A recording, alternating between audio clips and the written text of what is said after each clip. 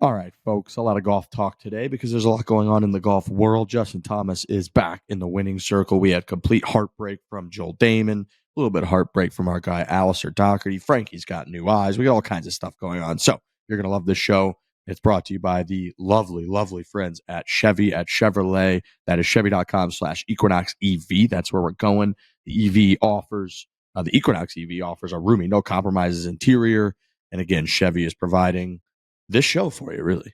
Chevy is a fantastic American company. We talk a lot about advancements in technology on this show from week to week, particularly this week with my LASIK surgery and my procedure and my recovery. Another advancement in technology is Chevy. I mean, for better, for the better half of actually for more than a century, they've been on the leading edge. Long time.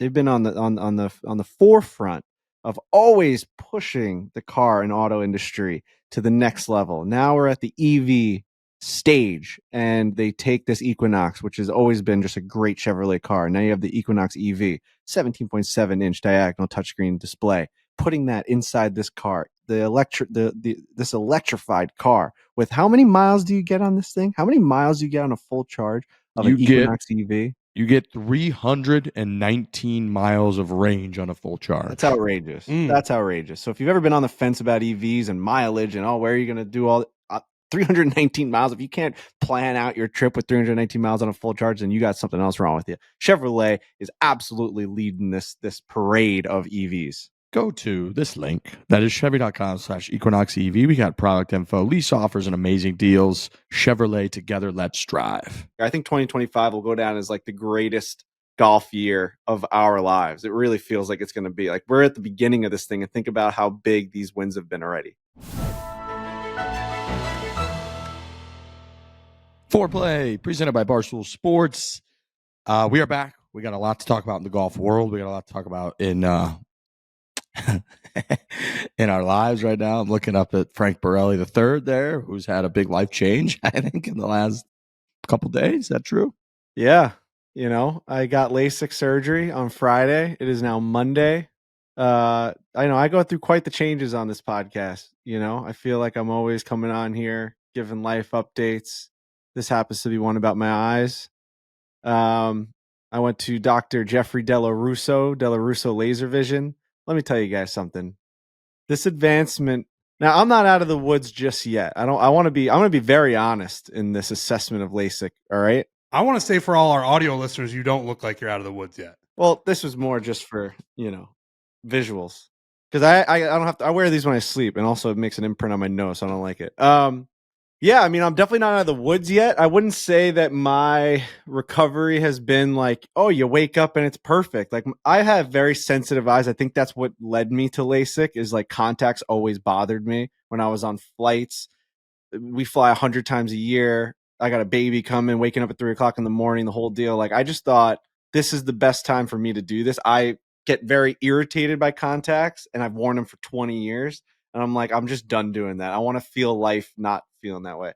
So I would say right now, the way I feel 2 or 3 days after, it feels like I have irritated contacts in my eyes. So like in the time that I'm living in right now, I want that relief of taking them out and just having that relief of being able to rub my eyes and like lay in bed and be like, oh, I don't have that as I speak to you right now. They're still a little bit irritated, but I have 20/20 vision. Like, I drove to Easter Sunday party yesterday with no glasses, no contacts. It was like, I was like, this, I looked at it, I'm like, this is fucking crazy. So I know a lot of people have reached out asking me for a full breakdown. I'm not going to, we're not going to take up too much time. Justin Thomas won a golf tournament for the first time in 3 years yesterday. Unbelievable. But I will say, if you're on the fence about it and it's something that you want to try, it's unbelievably easy. The actual process at Della Russo, at least, I don't know other people, took 11 seconds.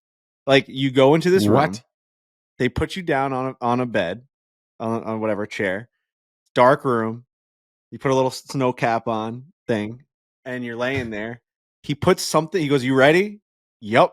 He puts something on your eye that makes you, for like 5 seconds, go like blind. Like, you like everything starts to go dark, but you're not freaked out because like the room is dark and you're like, I'm about to get like an eye procedure. Then all of a sudden he goes, you're about to see a red light. Stare at the red light. You stare at the red light. He goes, 3, 2, 1, you're done. He puts like an eye drop in your eye and he moves over to the next eye. It goes dark for a second. Red light. 3, 2, 1, you're done. And he goes, sit up. And you sit up and you're looking around and you're like, is that it? He's like, that's it. And you could just see them. They're a little bit fuzzy and like light sensitivity and everything. And you're like, he puts some sunglasses on you. He's like, how do you feel? You feel amazing. And I walked out of there. I went home. I closed my eyes for like, I probably had my eyes closed for like 16 hours, for the whole day. I mean, you sleep. They may give you a Xanax or two when you walk in there. So like, you're kind of like loopy walking out just to like, the whole thing. People don't like having things on their eyes. So like, they just kind of like mellow you out. And I get home, slept, watched some TV, like lightly, turned like the brightness down on the TV, had some sunglasses on, had these goggles on. The next day, wake up, little bit of fog, little bit of scratchiness, but 20/20 vision, maybe even better than 20/20 vision. Like, seeing the world in color like you've never seen. So, yeah, I mean, like today, like I have like a little, when I wake up, I have very dry eyes. I've always had that. Like I get the crusties and stuff. So I feel like when I wake up, I'm like in the thick of just the recovery right now. I feel like my eyes are still getting back to it. Sensitivity. It's almost like there's a little fog. I go today for a checkup to see how everything's going. But listen, I have good vision and I can see. So hopefully everything clears up over the next couple of days because it's still a little bit foggy. Like it's a little frustrating. Because you're like, this is my eyesight, is it ever going to get back to perfectly clear? But if I think about how I felt 2 days ago compared to now, it's progressing. So It's amazing. It's absolutely amazing. I would say that I would do it again 100%. But yeah, that's my assessment of LASIK. That's crazy that it only takes like 5 seconds or whatever. I guess I had no idea what the process was like. They always tell you that you're going to have a laser shot into your eye and they sort of peel back whatever layer. I don't even really know the technical terms. But I guess I never thought how long it would actually take. And the fact that it only takes like 15 seconds is crazy town. Yeah. It was a little unnerving how fast it was. Do you feel did you feel anything? Do they shoot a laser into your eyeball? You feel nothing. It's the same thing as you getting an eye exam where you're like looking into those lights and like it's just a little bright.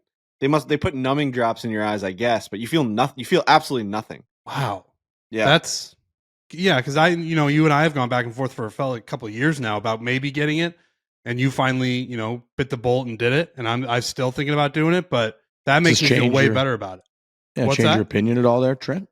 No, it makes me want to do it more. I mean, I am a little nervous about what you're talking about with the recovery stuff because I think it is to some people advertised as bang, it happens, you walk out and you're able to just see perfectly clear. They don't really talk about the recovery part of it, but and then you'd be naive to think that having your eyes fixed in that way isn't going to require some sort of recovery period. Yeah, but even if you had like a month of recovery, right, to be able to just see for the rest of your life or for however many years, seems like a no-brainer. Yeah. I mean, yep. I'm interested to see what he says today in my checkup. Like, I hope everything went well. Like, you could get like corneal abrasions and stuff. Like, there could be cuts that happen. Like, even when I was sleeping, like I feel like I took my goggles off at one point. Like I couldn't sleep with them the first night, and then I woke up and I like turned to him. I'm like, I think I was like rubbing my eye, and like now I'm like in my own head. I was like, was I sleep rubbing? Because you don't know what you're doing. Like I woke up and they were off, and like I was sleeping on my side, and you're not. So like it is like a nerve wracking like kind of week after because you're like, I don't want to fuck it up. But I'm sure when I go there today, he's gonna be like, everything looks great. This is all part of the process. You have light sensitivity. I mean, your brain's got to get like readjusted to your new vision. Also, it's the same thing when you wear glasses. Sometimes you're like when you get new glasses and like a new prescription, your brain is like a little jittery and like you're nauseous and you're dizzy. Like that's kind of like the feeling I had the next day. Things are a little nauseating. Yeah, that happened to me when I got these new glasses like a couple months ago. I put them on and I felt like I was going to throw up, and I was like, if this continues, that's not what I want to do. And then your brain adjusts to it, and it's totally fine now. Yeah, I've did it, and I would say that I recommend it. Like it is, and I'm still not out of the woods yet, and I still think like if my vision stopped right now here, I'd be pretty okay with everything. You know what I mean? Like if it's going to get even better than this, that's crazy. Like I'll deal with a little bit of like haziness when I look straight at the sun, and like I think it's going to go away. I would assume so, but yeah, that's my kind of journey. Very excited. I'm putting eye drops in. I feel like I'm going to be an eye drops guy now for the next couple like weeks, just to keep it kind of wet Eye and drops are lubricated. nice. I like eye drops, Dude, You know, like that's my relief now. I used to be taking my contacts out. Like when I put an eye drop in, it Mm. is cum worthy. Yeah.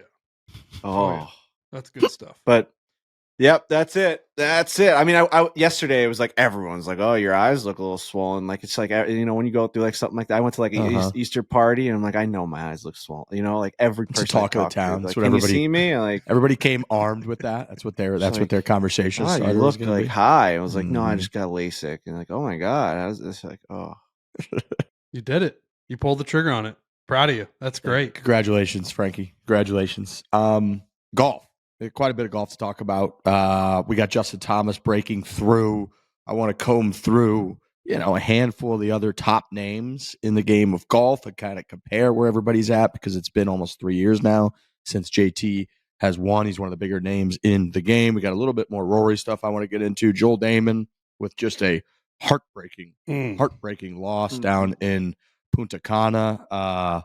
Bogey in 3 of the last 4 holes. I want to talk about that. Alistair Docherty, our guy, also a heartbreaking last 9 holes, trying to win for the first time in the Corn Ferry Tour. Pinehurst had a big announcement today. I know we're big Pinehurst guys, especially me here on the show. Pope Francis passed away day Rest after in peace. Easter. Rest in peace. So we got a lot to talk about. Let's start with JT. The RBC Heritage.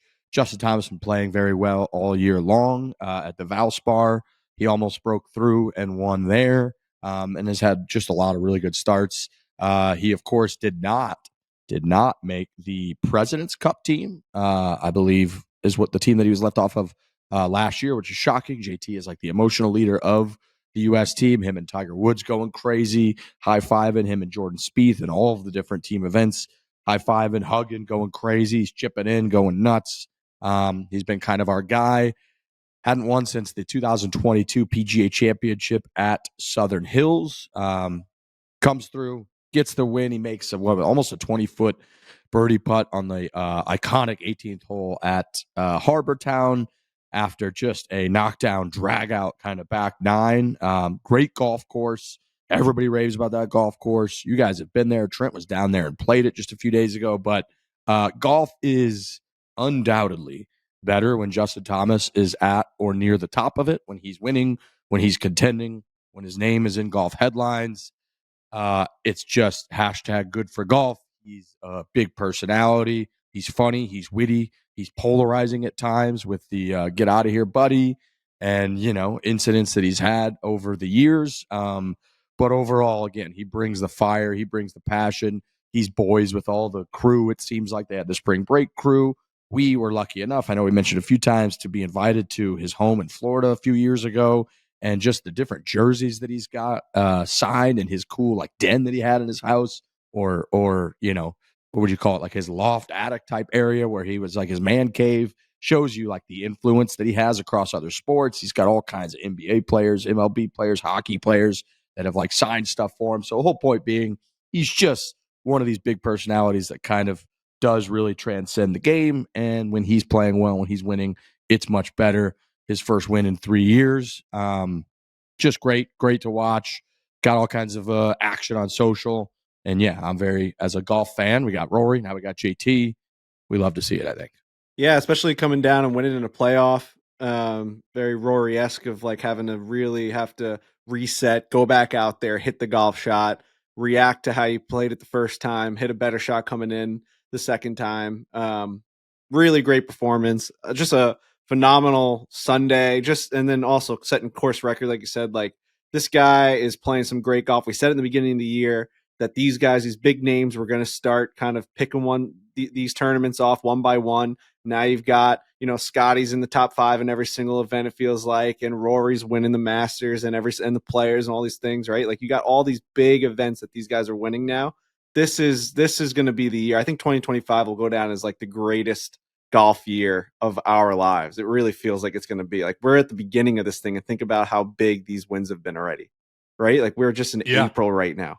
That is fucking crazy, the amount of guys that have won so far and how big these tournaments have been, and just like the gravity of how big they've felt and how big the moments are, like huge celebrations going. I mean, I know that you always celebrate when you win, but like that felt like such a big moment.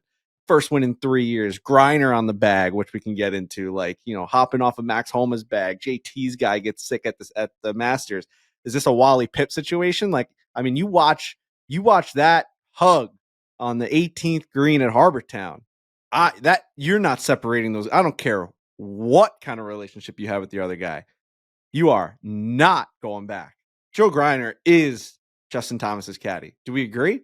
I would agree with that. And I don't know if he had any quotes or if anybody said anything after. Maybe they kept it pretty close to the vest, but I think you're right. And JT just seems like a guy who's like, I need a really, really good caddy in my bag, and certainly getting a win with Joe Griner this early on in their potential era or their tenure. I mean, I think you're going to see Joe Griner on Justin Thomas's bag for the foreseeable future. Do we all agree? Yeah, it's something we never talked about during Masters Week. We had the Brandel podcast. We had the live show with all the guys. We never really talked about the fact that during Masters Week, Max Homa revealed that it wasn't his call to break up with Joe Griner, that it was clearly Joe's call to break up with Max. Now, the implications of that, what all that meant, anybody can read into that however they will. It's very speculative. Usually we're pretty speculative podcasts, but that one's a little bit too close to home. We all have good relationships with Max. Max is a big Barstool guy on all the different shows. And Joe, I mean, I play golf with Joe. He's one of the nicest dudes out there. He's such a golf nut. He's a great player. Him and one of his boys in the USGA 4-ball made it to like the semifinals, I believe, at Chambers Bay a couple years ago when he literally missed the PGA Championship to play in that event with his buddy. So he's an absolute golf nut. That one was shocking. I think when all that news came out, right, because it was like Max had changed swing coaches. Max had changed apparel companies. Max had changed equipment companies. Max changes caddies. You're like, okay, he's just going through the whole Rolodex here. And then when that came out that it was like Joe's call, and then Joe's on the bag for Justin Thomas, who's such a big name, that part of golf, man, is always about as gossipy as it gets. Like caddies and players breaking up, it's in any friend circle in the world. When a guy friend of yours and a girlfriend of yours have been dating for a long time and they break up, it is just the talk of the town. It's all anybody gossips about, whatever. Caddy player, same deal. And then for him to jump on JT's bag, JT's caddy's sick. JT had Bones on the bag for a while. Now he had kind of a new guy, and then all of a sudden he's got Griner, and then now he wins. He breaks through and wins. It's a very complicated situation. I'm with you, Frankie. I don't know how you just be like, this guy isn't my guy. Joe's clearly a proven winner of a caddy. I mean, he's been with Max for a long time. Max went from, trying to keep his tour card. He famously missed whatever that was, 17 cuts or something in a season or almost in a row where he wasn't playing well. Corn Ferry Tour came back, became one of the biggest stars in the game, top 10 player, Ryder Cup, President's Cup, all that with Joe Griner on the bag. And now he gets a win with Justin Thomas. Another interesting wrinkle for sure. I don't know how you go back and don't keep Griner. I don't think Griner could be like a non-big name caddy at this point, right? Like you don't go from caddying for Homa forever and then win with JT and then take a random bag of an average. Like I don't think it works that way. So I think he's probably here to stay. That's my guess. What a huge win for Joe Griner to jump from that bag to that bag. Like I know Justin Thomas, first win in 3 years, has definitely had his struggles, but he's still Justin Thomas. He's got, probably in terms of talent, second to Rory. Like it's just all in there.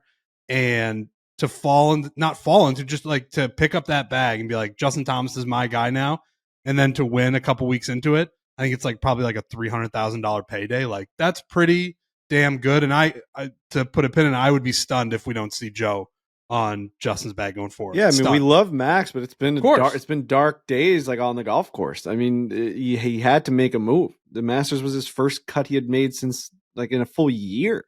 Like this guy wasn't making any money for Joe, and like at the end of the day, it's a business. So I mean, yeah, he hops on this bag, and this guy is a money machine when he's playing well, and so was Max, but not to the level of Justin Thomas. I mean, how many times Justin Thomas has won? What, 16? That was number 16. So I want to go through here and compare, right? Show how big of a star, not just in terms of star power, right, which is kind of the Ricky thing. JT's got a decent amount of the Ricky thing, but what he really has is the pedigree on top of it. He's got 16 tour wins, 2 major championships, and he is 31 years old. To compare that, Scottie Scheffler is 28 years old. He's got 13 wins in 2 majors. Now, I know Scotties have come a lot in the last 2-3 years. But Scottie's 28 years old. He's 3 years younger than JT. He's 3 wins behind JT. They have the same number of major championships. Jordan Spieth, 31 years old, same age, 13 wins, 3 major championships. You look at Jon Rahm, is 30 years old. He's got 11 tour wins. Granted, he hasn't been out there for 2 or 3 years now,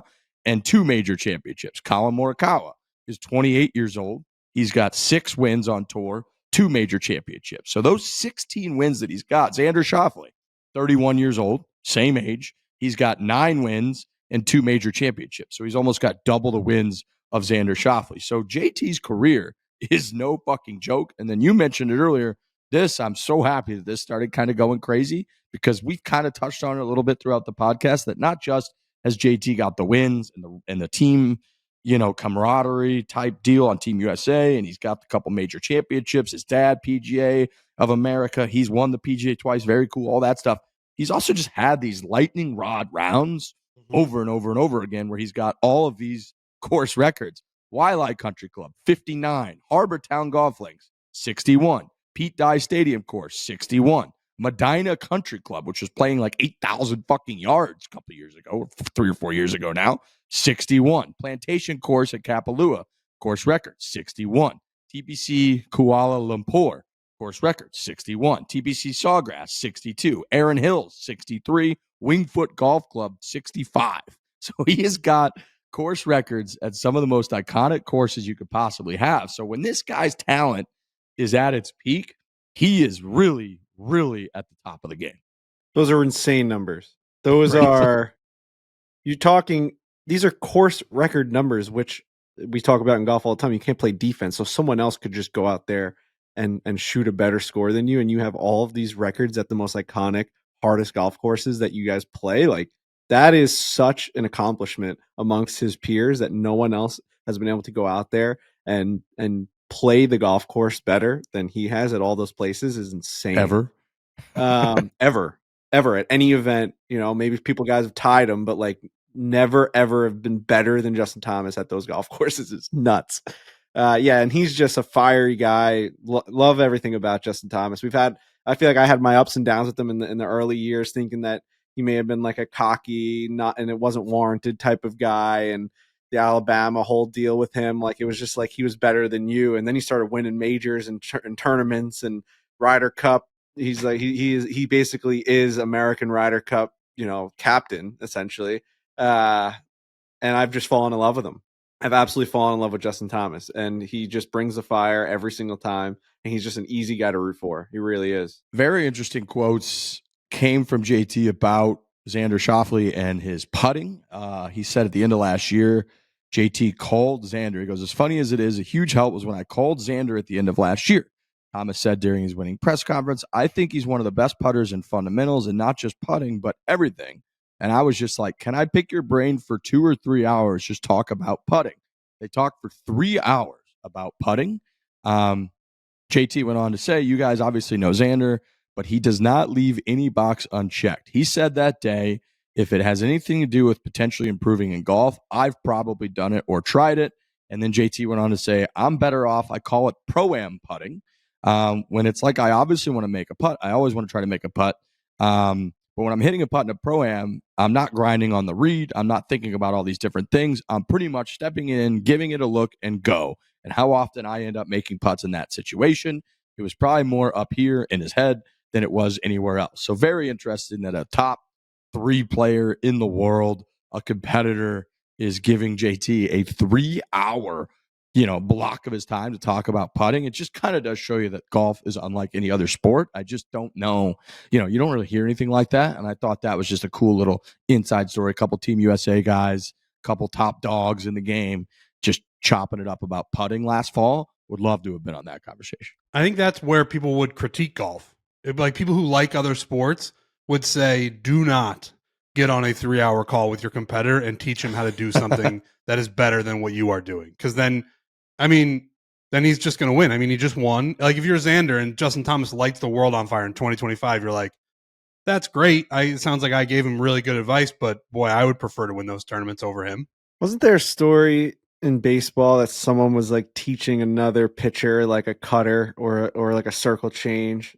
I feel like it happened with the Yankees. Like there was rumors that like it wasn't Mariano, but someone was like during the offseason was like someone said he went to this guy and he taught him like the changeup. And I remember I could be dreaming that. I'm gonna try and do some digging on that. But that would be the comparison, right? Because that's what I was thinking too. Like if in baseball, you're right, like a pitcher has an unhittable pitch. And just in the offseason, somebody calls Rivera and they're like, man, teach me that cutter. That thing is sweet. And then Rivera's like, all right, let's sit down for 3 hours. I'm going to teach you how to do it. And then the next year that guy goes out and wins like the Cy Young. You're like, oh shit, maybe we shouldn't have done that. But it's just interesting in golf where it's, yeah, if you want to hop on a call, let's do it. Now that would have been an equally interesting story if Xander had said, no, I will not do that. I'm trying to, you're out there with me and I don't want to teach you. I am a great putter and I want you to continue to be just an above average putter out there. I want to win these golf tournaments. So yeah, it's an interesting move, but it is a very golf move to be like, yes, I will do that and I will help you. Oh, it was Mariano taught Roy Halladay how to throw the cutter. There you go. It's the example. Yeah, that's wow. Did it end up working? What year would that have been? So it says, so this is what AI says. Yes, Mariano shared the secrets of his cutter with Roy Halladay. Rivera explained that Halladay asked him how to throw the cutter and he taught him. Rivera even disclosed that he got fined by the Yankees for teaching Halladay the pitch. What? I wonder what year that would have been. I mean, Halladay was obviously an incredible pitcher. It has to be it because I said Mariano. So that's a God-given pitch. I don't know if you can teach it, but you can try. It is a very interesting element of golf. Like we hear about it during Masters Week all the time, that young players play with more experienced players and they pick their brain about knowledge of the course. Now, I feel like a lot of times we hear about it from maybe an older guy who's not necessarily going to be in contention, but you still do hear about so-and-so playing with like Tiger Woods over the last 10 years and Tiger like giving him all kinds of tips on how to play certain holes. And even I know Tiger would have never done that in his prime, but it is this weird kind of part of golf where it's like you feel inclined to kind of like help other people, even if you're competing at the highest level. I sent Alex Bush this clip. Are you able to play that, Alex? I think it's on Facebook. Yeah. One second. Let me pull it up. Facebook. Wow. I'm just interested. It was the first link that came out. I'm just interested to hear Mariano tell the story. Right. And yeah, you're right. Tiger would have never done that, right? Like if Tiger were in Xander's shoes, he would have hung up that phone at like mid question and been like, no, I'm not doing that. I actually don't know anything about putting. Goodbye. Oh, here we go. He's up there with John Smoltz. I heard you talking about it earlier and catching some grief for showing Doc Holliday. He asked you about the cutter, right? And we got some video of where you in the All-Star game are showing him this pitch. And you talked about, just talk me through that real quick and then what your teammates felt about that. Well, we were talking about, a great guy, Holiday, amazing guy. And we were talking about, he come and approached me, said, Mo, how do you throw that cutter? Just teach me how you grade the ball. And he was like a doctor. He was looking inside and pay attention exactly close what I'm doing, and he did. Yeah. Fast forward, my guys, for some reason they show that on TV. So my guys, Derek specifically, and the rest of the guys, they find me in Kangaroo Court. Mm-hmm. Because they say, oh, it was your fault that you teach him and he's getting us without. It's all your fault, He was Mo. nasty. Oh, my God. And there's man, guys, come on, man. I know hitting. You guys are the ones that hit him. Just hit him, Just hit him. But that wasn't great. only the first They guy went to ask me into- this. Many guys. Right. Many guys came to me and asked me that and how I thought about the game.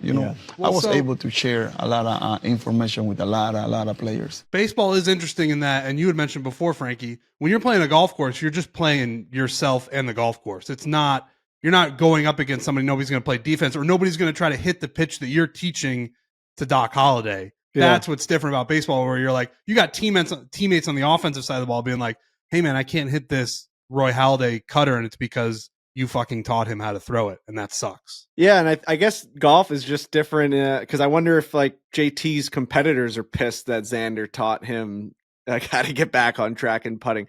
But golf is just not like that. There's not that competitive nature publicly, at least. I don't know if there's guys in group chats that are like, "What the fuck? Like, we really need Justin Thomas back on his game now. It's just more money out of our pocket."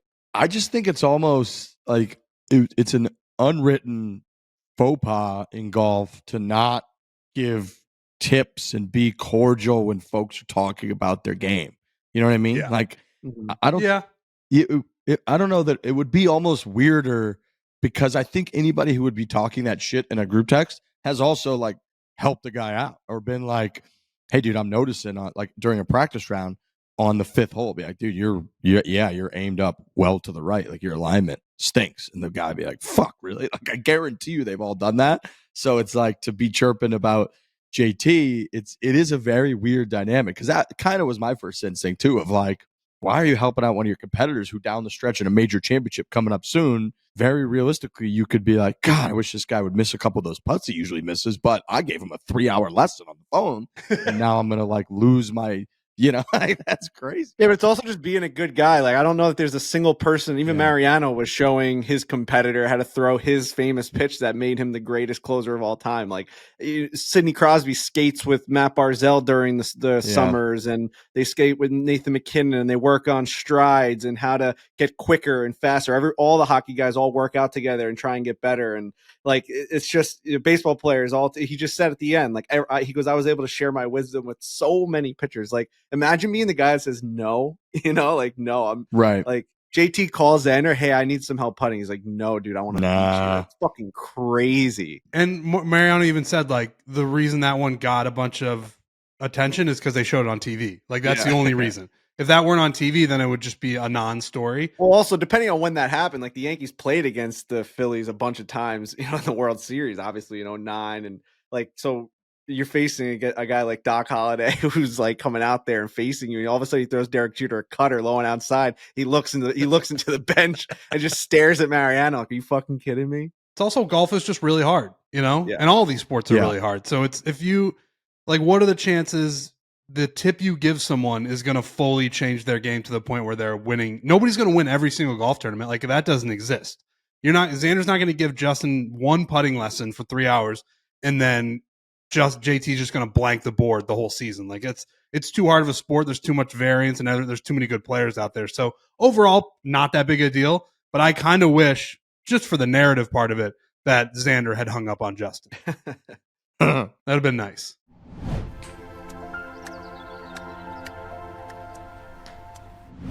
NHL playoffs are here, and the only place to buy hard-to-get playoff tickets is Game Time, the official ticketing partner of Barstool Sports.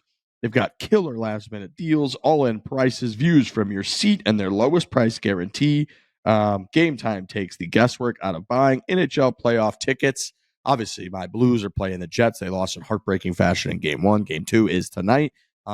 Hopefully, obviously, the Blues advance, win the entire thing. I've been thinking about, because it's so close, jumping up and going to a Vegas Knights game if they make a long run.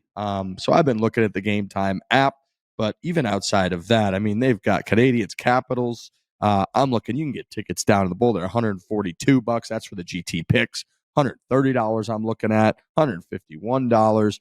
Some seats for $63 on Game Time that are up in the second level. So the point is, Game Time is the best place to get tickets for all kinds of events. From, you want to go to a comedy show, you want to go to a play, you want to go to obviously a big sporting event. Baseball's back, but NHL playoffs, that's kind of my focus right now. Dude, I talk about it later in the show, but I've been going to a couple of concerts, Sturgill Simpson and Billy Strings, and I use Game Time last minute. Like, I was like, oh, I'm going to be there. I'm going to jump down there. And I went on Game Time. I got tickets to both shows, and it was so easy. Boom, you buy them, best tickets available, and they send them right to your phone. And then you're just going to an event that you really, really want to go to, whether it's NHL playoffs or a concert that you've been wanting to go to. Go on Game Time. Doesn't matter if it's last minute. That's actually what Game Time is perfect for. You go on there, you find great tickets, you buy them, you go to the show, you live a great life, and that's what it's all about. Take the guesswork out of buying NHL playoff tickets with Game Time. Take the guesswork out. Download the Game Time app. Create an account. Use the code FORE. That's code 4. $20 off your first purchase. Terms apply. Again, create an account. Redeem the code 4 for $20 off. Download the Game Time app today. What time is it? Game Time. Get the greatest game in golf gaming. That is PGA Tour 2K25. For a limited time only, you can get 15% off the standard edition digital PGA Tour 2K25 on all platforms, PlayStation, Xbox, and Steam. Discount based on 2K's SRP. digital only. Offer ends April 23rd, 2025. Terms apply. But PGA Tour K25, what a phenomenal way to spend some time. Unbelievable. I got the backdrop behind me. I've been playing a lot of PGA. I'm actually right now, I have the Xbox in my hand, the controller. I'm setting up a society event as we speak. We did the Rory Rumble at Royal Port Rush last week. We'll set something up now for this upcoming week, maybe something in honor of Justin Thomas for winning that. But the JT Jamboree. The JT Jamboree. Pretty good. Locking it in. You know, the pretty JT good. Jamboree. Locking You know it what I'm in. It'll be saying? in the Barstool Golf Society. Make sure you get PGA Tour 2K25. There's a lot of exciting stuff. Our gear is in there, as well as tailor-made equipment. I love it. I play online with my dad. We play ranked almost every night. He's been pissed that I haven't been able to play because I've gotten my eyes redone and I didn't want to play video games for the weekend. He's been calling me, asking me when I'm going to get back on. We play ranked duos where we play alternate shot 9-hole matches. It's the most fun thing I've ever done with my dad, and I've done a lot of fun things with him. We are laughing out loud all night with good shots, bad shots. I cannot explain how much fun it is to play this game. They've just absolutely nailed it. All the courses, everything, amazing. Buy PGA Tour 2K25 now.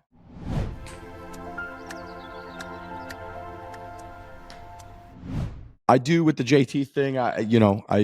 It's funny how the narrative that we sort of were getting excited about at the beginning of the year is coming to fruition. And I was looking at, I kind of listed a bunch of the stats earlier, but I was looking like we have this very interesting crop of golfers now on the pro level that are all in a very similar group.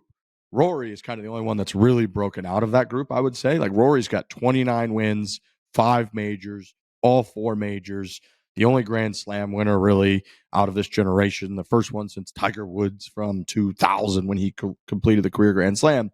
But you look like JT, like I said, 16 wins, 2 majors. Xander, 9 wins, 2 majors. Scottie, 13 wins, 2 majors. Spieth, 13 wins, 3 majors. Brooks, 9 wins, 5 majors. Obviously, the 5 majors stand out. John Rahm, 11 wins, 2 majors. Colin Morikawa, 6 wins, 2 majors. Like a bunch of these guys, those are the top 7 or so stars in the game. A bunch of these guys in a similar spot. Now, Scottie, he's 28. He's younger than all the other ones I named. Him and Colin are the same age. But Rory's only 35. He's 6-7 years older than Scottie. It's not like he's way older than he is. But it's at this moment, you're not fully sure. I think a lot of people probably think it's going to be Scottie just because of how dominant he was last year, how even this year, off to the slow start, the injury from Christmas dinner, he's still finishing like top 5 every event. So he probably feels like the one that's most likely going to outrace everybody else. And Brooks is already at 5 majors, so that one's a little bit different. But overall, it is interesting that we are not in this spot where we had like Tiger and Phil pretty much dominated for 2.5, 3 decades, especially Tiger Woods getting a number 1 forever, winning 15 major championships compared to, all these guys we're looking at that have like 5, 2, 3, 4, 5. It doesn't feel like we really know exactly who's going to emerge from that group of these 6 or 7 players. JT playing well again. It's like any of those guys could end up with 2 or 3 majors and 20 wins, or not win any more majors, or somebody might get to 6 majors and have 40 wins. It's like there's this group, and you're not sure how they're going to race yet. And it's very cool and exciting going into the rest of this year, next year, that like now we've got everyone kind of vying to be the guy. And I just think that's proving after the post-Tiger kind of era here to actually be very good for the golf. But the ratings are starting to kind of come back up. Rory delivered last week, a lot of social coverage. Feels like we're in a pretty healthy spot with like the stars of the game. Yeah, if you're talking about that group that you named and you're talking about a race to 4 majors, like who in that group is going to get to 4 first? It's a really interesting conversation. Like the favorite would obviously be Scottie because he's number 1 player in the world, had the incredible season last year and just is still finishing really high despite not playing his best. But then you got a guy like Rahm. Like I could see Rahm just the next couple majors. I know he hasn't been playing well and he's been in a weird spot with Liv pretty much since he joined. It's just been kind of a weird ride in general. But he certainly has the talent. I just think 4 majors is the number where it's like, wow. Like Spieth has 3, it's been a while now, but if he got 1 more, you'd be like, now we're talking about a guy who is one of the greats of his generation. I just think when you're sitting at 2, when you're sitting at 3, you're part of the pack, as you just listed. Like, there's a lot of guys at that number, and who can kind of rise above and get the next couple is going to be fascinating to me. And I think it's going to be Scottie, but it could be anybody from that group. Xander, if he stops giving out putting lessons, could certainly just grab I mean, he won 2 last year. It took forever. It's like, when is Xander going to finally win one? And then the valve opened and he won 2. I could easily see him winning another one this year. Like, I think the race to 4 majors in that group is going to be very fascinating over the next 3 to 5 years. This speaks to the parity of golf. Yeah. It's just never been like this. And it's just the evolution of the game. All kids growing up with just the ability to play the game of golf at a higher level than they ever have been. And now they've all turned into Justin Thomas, Xander Schauffele, Colin Morikawa. I can't even imagine what it's going to be like in 20 years when the next crop of young stars. I mean, imagine winning more majors than your competitors when every single kid plays the same exact style and same level of golf. Like, it's crazy how hard it is now to elevate yourself above the pack. It is absolutely insane, the type of golf you have to play. Not to discredit anyone that did anything. Obviously, you're not discrediting anything Tiger did, but he even says, for him to come back now, these kids are so good. They are so good.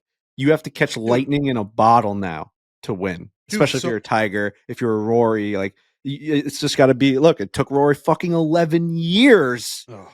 So good that the thing that might we don't know if the golf course is going to be able to hold up. That's kind of where you go to the ball back, right? You got to roll the ball back. I think JT had some comments before RBC that he was like, I love Harbor Town because it's not a bomb and gouge. It's it's very narrow and you kind of got to play the shots. As the next generations come up, I mean, everybody has distance. And I'll be very curious. The rollback's a good point. Hopefully that'll bring more golf courses into play. But as things are going now, it's everybody can hit it 315 yards. And everybody's a great wedge player. Everybody can putt. The next 15 years of golf on the professional level are going to look outrageous with how good these players are coming up. Are they rolling the ball back? I'm pretty sure they are. Are they? Yeah, they are. 2030?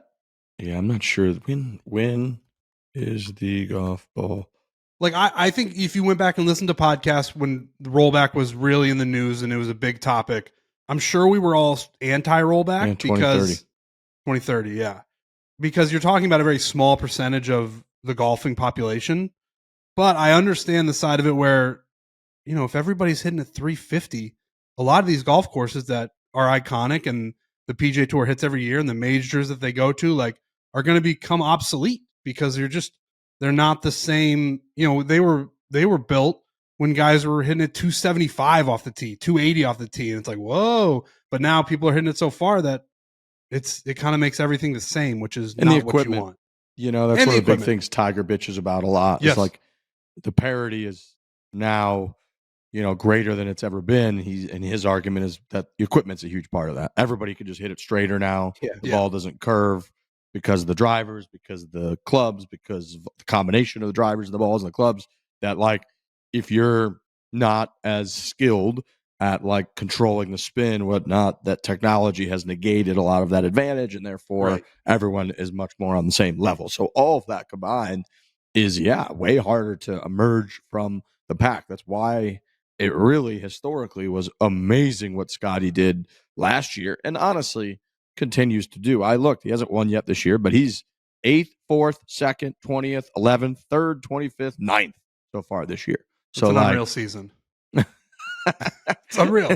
Guys would kill to be able to have those finishing phenomenal, positions. Dude. Yeah, that is phenomenal. He cleared $580K, $1 million, $845K, $240K, $450K, $1.2 million, $69K, $535K. Those are his payouts so far this year. So it's what a joke. It's great to win. It's obviously great to win. You win a lot more money, but you can also finish in those positions, not be, getting he's still Scottie Scheffler, so he gets a ton of coverage, but you can still make a shit ton of money and not win every single time. And like Frankie said a couple weeks ago, be like, all right, now I got to come back to this golf tournament next year because I won it. You can just clear 845,000 and leave town and be like, that was a great week. Mm-hmm. Tommy Fleetwood has $8.3 million in career earnings. He's never won a single PGA Tour event. That's not including his earnings that he has in the European Tour.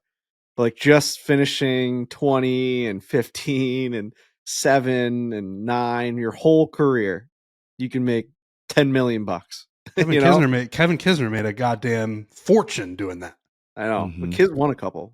He did win a couple. Yeah, Kiz won what, 5 times? Yeah. Kiz, decent What is amount. Tommy Fleetwood, man? Like, when's that guy going to win a PGA Tour event? Good question. How old is he? 30? I think he's older than you think. Yeah. 34. Wow. Dude, he needs to get one. How many DP World Tour wins does he have? He's got a ton. I think he's got doesn't he have 8 or something? It's a bunch. I'm not sure. I'm trying to find this I right think now. he's got a bunch. I thought it was also- maybe even double digits. Dude, that year when he was dominant in 2000, when it was him and Bollywood and the whole deal, that was 7 years ago. So yeah, him being 34 is shocking. But yeah, he's got 7 European Tour wins. 7. Yeah.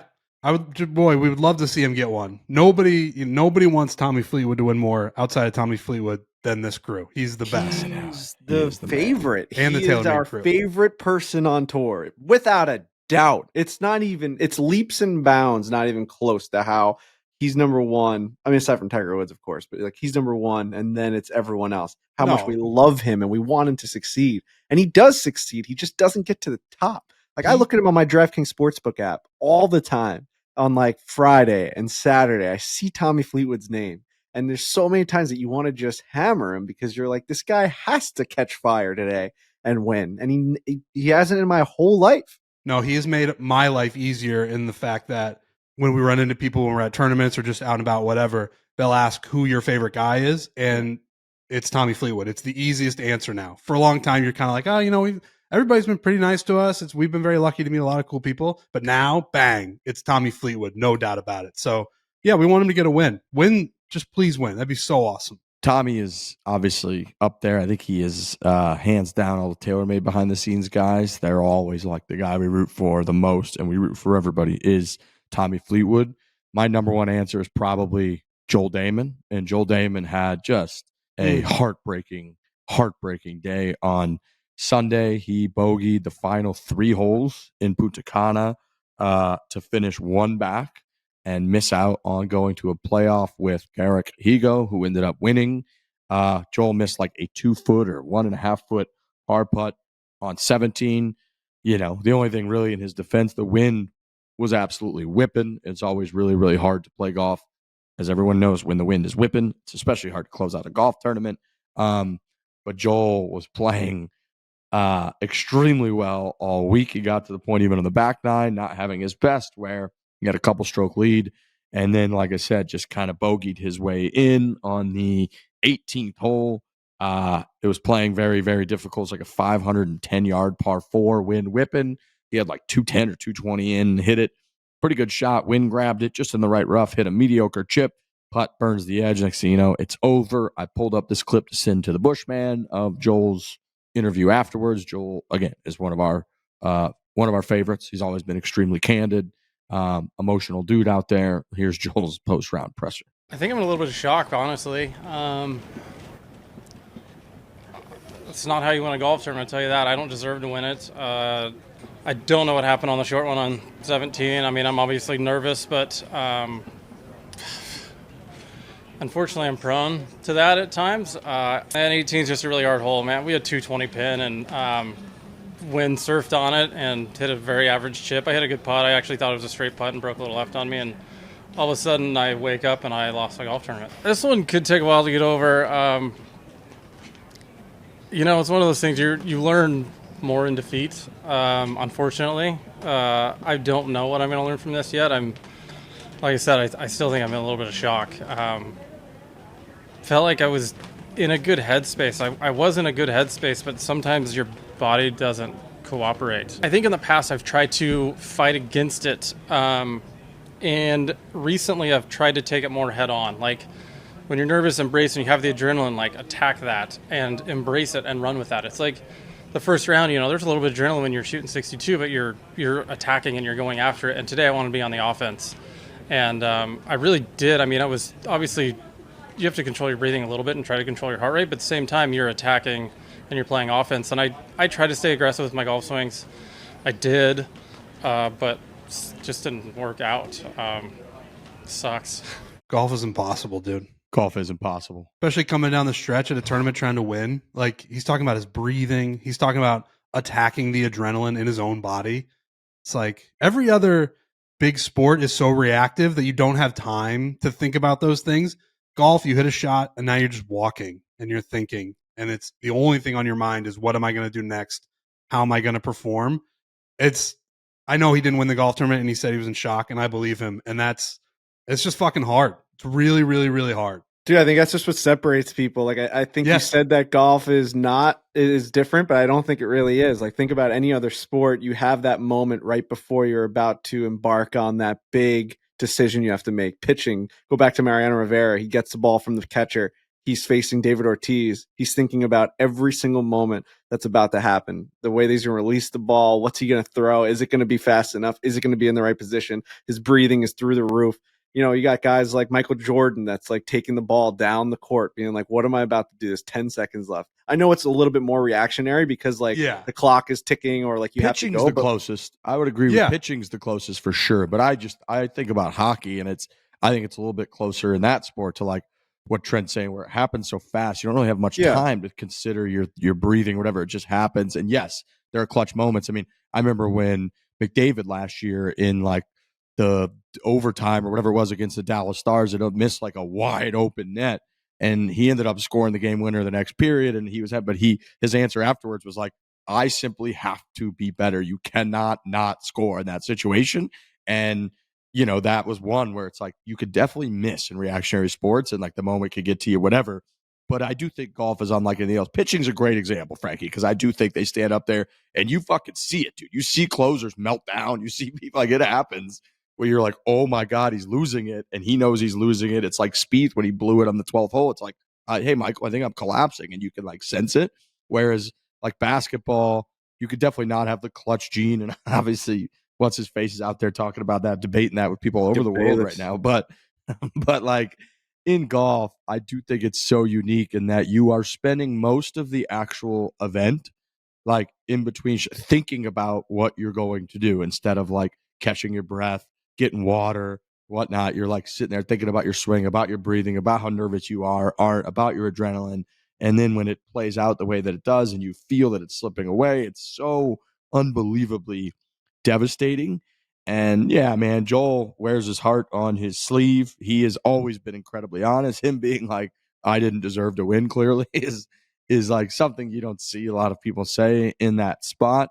And, you know, it was the opposite event this week because RBC is an elevated event, but you know, it's only the top 100 keep their tour card now, not top 125. Joel last fall, people were sweating when he made the cut, like on the number. He had a huge putt to make the cut, and then he had to make a putt to get inside the top, whatever it was, to keep his tour card. He did that. So it's so hard to keep your tour card. Winning there would have got him, I believe, into the PGA Championship. It would have gotten him 2-year exemption, I believe, on the PGA Tour, which is massive. It would have gotten him, I think, $700-something thousand payday. Instead, he split second with a bunch of people, so it was like $200,000. So it cost him like $500,000. It cost him a guaranteed 2 years on the PGA Tour. It cost him being into all the elevated events going forward. Like, it cost him a lot. And for him to be up there doing the media, credit to him, and him just being like, this absolutely sucks. Yeah, I just was heartbroken watching that. It was very, very devastating. It's brutal. We love Joel. It's amazing how much he looks and sounds like Nick Swartzen. It is unbelievable. All these years of meeting and talking to Joel, it's crazy. You close your eyes, you put him in bench warmers, and that's just Joel Dahmen. You know what I mean? Like Joel Dahmen could be in bench warmers, 100%. He's like a healthier Nick Swartzen.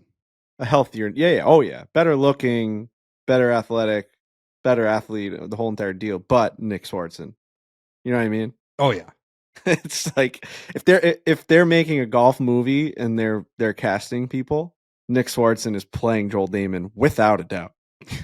yeah, I agree. Who are other people playing?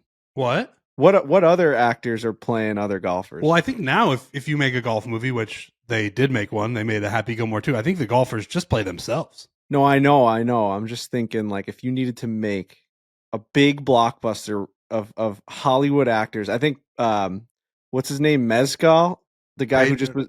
Pedro Pascal. He was the one who was just a gladiator. Yeah, that's Pedro Pascal, I believe.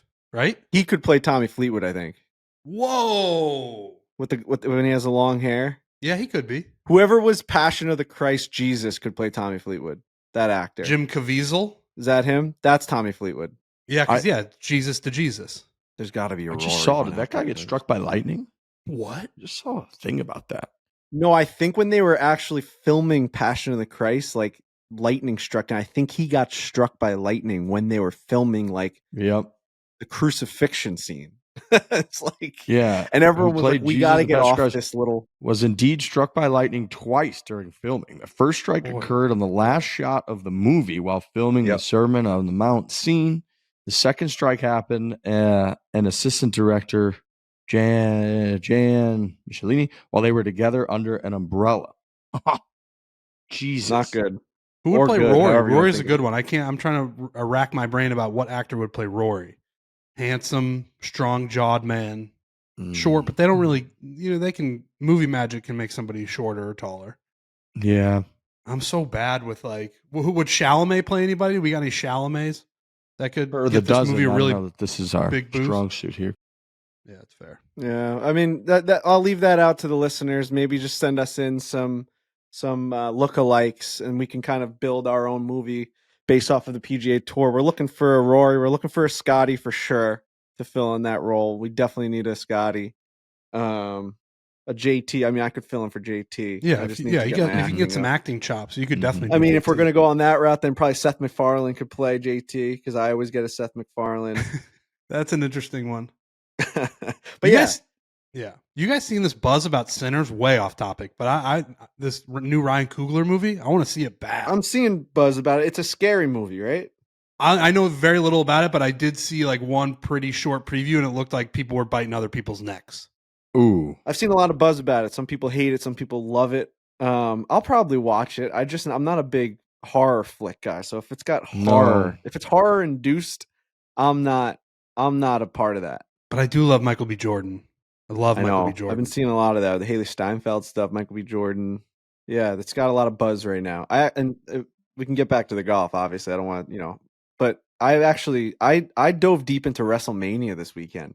What? I dove deep into WrestleMania this weekend. It was on Peacock. I've never been a wrestling fan because it was always like impossible to watch. Like I never knew it was like pay-per-view and like you had to get the WWE or WWF package. I'm like, I don't know any of that. My mom probably didn't let me watch it when I was younger either. I was only allowed to play sports video games. I resented that. I hated that. I used to go to my friend Dylan and Chris's house and we would play fucking Halo, and you were only allowed to play sports video games until a certain age, probably like 12 or 13. But like the young, like those like 11, 10-year-old years when like Call of Duty 1 came out or Grand Theft Auto came out, right? Like PlayStation 2 just came out and like people like blood is starting to spill on the screen, right? Like I just wasn't able to kind of get that stuff, It was always like Madden and NHL, and like I'd probably cry and she'd be like, "Don't leave your room if you're gonna cry." And then I'd like put one foot out of the room and she'd be like, "You're such I was such a piece of shit." But I was never able to play those types of video games. So I never really was a wrestling guy. I guess wrestling was taboo when I was younger. Okay. Same for you guys, was it? Like, right? Well, there was tits we were and pretty ass into it. Cursing. There definitely was. That's a good point, but I don't think like our parents didn't really care. We kind of just let it fly.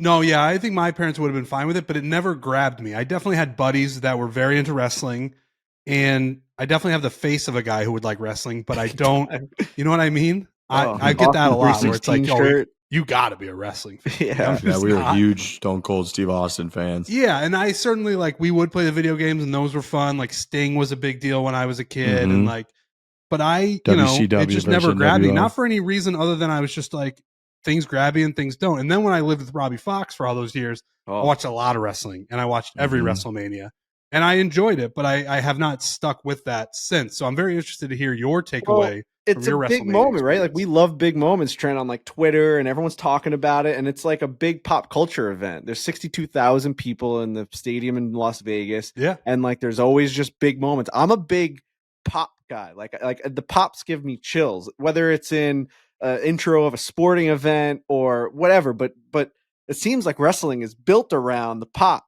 And I have gotten over the fact that it's obviously fake, but it's basically like watching a TV show or movie. Like this company, this studio has decided that this is their storyline, and we get to watch it live. It's like a play, like they're backstage, they come out, they perform, and like the winner is just like the end of a play. Like there's winners and there's losers. So I kind of really enjoyed WrestleMania until the ending last night. I mean, I'm a new wrestling fan, and I fucking hated the ending, what they did to John Cena. His 17th title, the most of all time, breaks Ric Flair's record. And the way that they did it, to me, as a new wrestling fan, I'm talking 48 hours worth. I know enough. Like, I knew that, like, John Cena turned heel, and I know all, like, the big songs, right? So, like, when Stone Cold Steve Austin came out, the glass broke. Like, I knew that. He almost killed an old woman yesterday driving his fucking four-wheeler. It's hilarious. He had no control of that ATV. None. Yeah, and I mean, Logan Paul was awesome yesterday. The stuff that guy can do is like, it's legitimately worth watching, just like how insanely talented he is, of like flying through the air, catching people in between his knees and doing these like suplexes. It's crazy. But I was able to notice like how bad of an ending it was. Like there was no drama. Like it's almost like they missed the camera work, and they had like Travis Scott come out and like do a tag team thing where it was just bizarre. Like I was upset. So I can't even imagine if that's like your life and how dedicated you are to it. I can't even imagine like that being the ending of a historic career of John Cena. Like there was no fantasy walk off. So, but I really enjoyed it. I thought it was really entertaining. I think Pat McAfee's great on there, and just like the way that the announcers are all part of the story, and they're screaming and they're wiping all the things off their desk. It's like, it's cool. I watched the shit out of it last night. Yeah, no,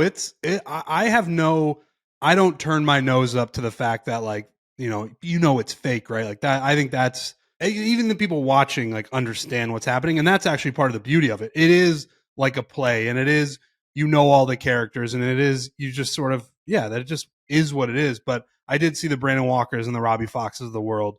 I don't think they were that happy with the ending. Because it fell pretty flat. I didn't watch it, but no, Nate Dogg's been calling out The Rock personally, saying that he's done with his shenanigans, his shit. I'm so sick of his shit, I think was one of Nate's tweets.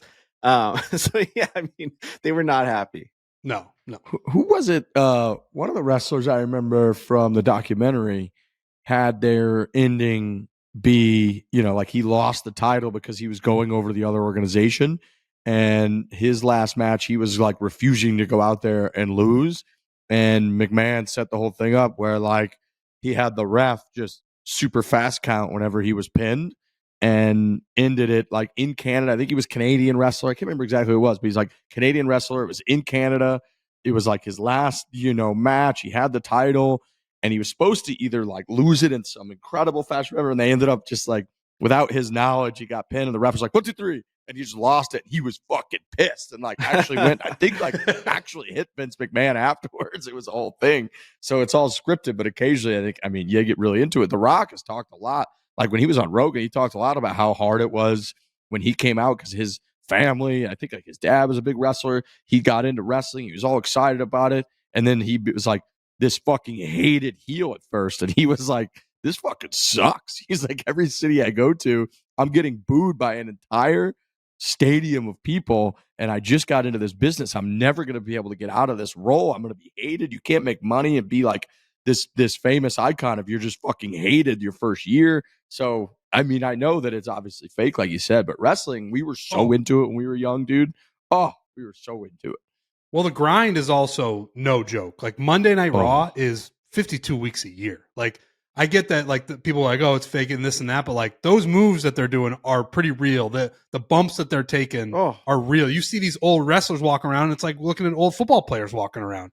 You're like, the knees look bad, everything's bad, and it's definitely a grind. I respect the shit out of those guys. Yeah, and I think like the reactions in the crowd are reactions to like what the production decided for that. It's like going to Avengers movie and like Captain America grabs, Captain America catches Thor's hammer, spoiler alert, and the whole crowd goes nuts. Like that's like the reaction to Marvel deciding that Captain America can wield this fucking power of holding Thor's hammer. Like, of course you're watching something that's fake, but you're just going nuts that like that's what they decided to put in front of you. That's the same thing I would assume as the crowd goes nuts when like a move is maneuvered and you're like, oh my God, like they let him do that to him. Like, holy shit. Like, it's characters in their heads, and these guys are playing it out in real life. I'm a fucking fan, man. I think if you've ever been made fun of for watching wrestling, I think that's fucking bullshit. When Austin 316 came out there yesterday, I went, oh, fuck yeah. Like his music hit. He came out in a fucking ATV, and I said, fuck yeah. I wanted to grab a beer and just drink the shit out of it. Like, that's cool to me. I can't wait for the next WrestleMania. Wrestling fan Frankie, I did not see that coming.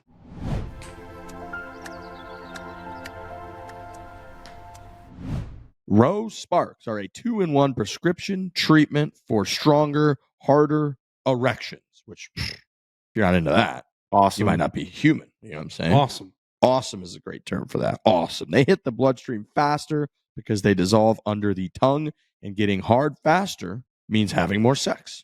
Fact. That's a fact.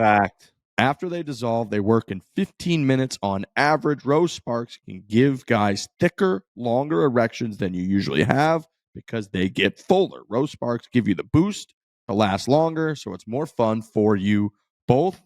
Facts. These are just facts we're spitting right here. These are factual statements you're making about erection. Rose stays active in your system for up to 36 hours. You can go back to back to back, round after round, be ready the morning after. You could be ready to play with Rose Sparks. You're going to get the erection that you've always wanted. If approved, treatment ships directly to your door. Roe connects guys with medical provider 100% online, so there's no awkward conversation with in-person providers. And then once again, if approved, treatment ships directly to their door. Connect with a provider at ro.co/foreplay. Very fitting. To find out if prescription Rose Sparks are right for you, that is ro.co/foreplay for $15 off your first order. You're going to get $15 off first order. That is ro.co/foreplay. Best snack in the game right here, gentlemen. We are talking 18 grams of protein, only 3 grams of sugar, and they are absolutely delicious. I am holding the One protein bars. These things are amazing. I love these things. They're so good for the golf course that like you have to have them, and I have to have them when I go play. Again, you put them in your bag, and then like Frankie says, put them in the side cooler on the cart so they don't melt. And then by like the 7th or 8th hole, you're ready to go. You didn't have breakfast, lunch is maybe a little far out. Grab a 1 bar. And you're ready to go. You're good for a couple hours. Just gets you it gets you where you need to be. When you're out on the golf course, you start to feel a little hungry. You don't want to be on an empty stomach. You saw Rory out there eating power bars. He was eating protein bars as he goes to win the Masters. Like for us, it's One protein. We love the Reese's. I absolutely love the Reese's flavor. It is so good. I'm a peanut butter fanatic. I'm addicted to peanut butter. And the fact that we're able to just go out there and play and just have this in our bags, ready to rock at any moment. You have that lapse of, that 2 or 3 hours where all right, I really don't want to eat a hot dog. I really don't want to have something that's going to fill me up too much. Just something that's going to feel good, get me to where I need to be. It's a One protein bar. Building blocks of life. That's what protein is. I just looked it up real quick. Protein is a nutrient your body needs to grow and repair cells and to work properly. Protein is found in a wide range of food. It's important that you get enough protein in your diet every day. 18 grams of protein and only 3 grams of sugar. That's what you're going to get from these. Buy the new One Reese's Peanut Butter Lovers Protein Bar on Amazon. Again, you can find the One Reese's Peanut Butter Lovers Protein Bar on Amazon.